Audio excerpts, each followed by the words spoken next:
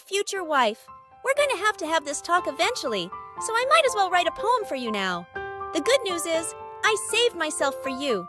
The bad news is, I couldn't save you my spirit.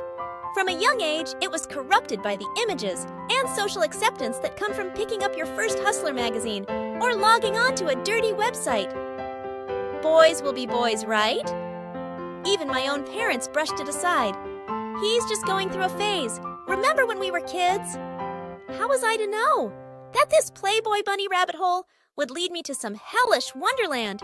It wasn't long before I was carrying porn to school, asking girls to pose nude and poking fun at those who had never seen a pair of breasts since infanthood. Boys will be boys, right?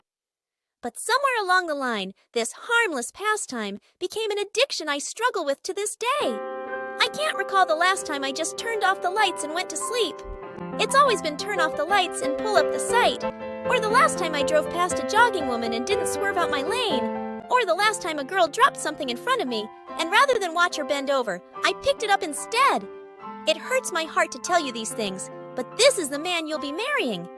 Can I be completely honest? Will you run for the hills once I show you the wolf underneath this sheep's garments? Sometimes it's hard for me to even engage in conversation with women without wondering what they look like on all fours. Does she like her hair pulled?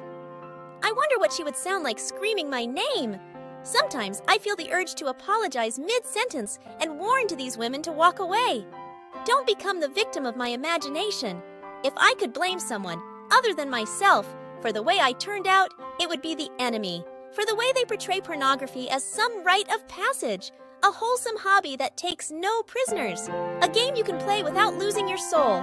I've learned firsthand that this isn't a fact, that renting out space in your head to some lust-driven demon can have harmful effects.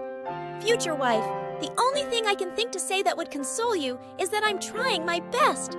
Trying my best to cut the ties wrapped around my neck, to break the chains that I've gotten so used to wearing in private. I'm trying to live in a world where boys can be boys without losing their innocence.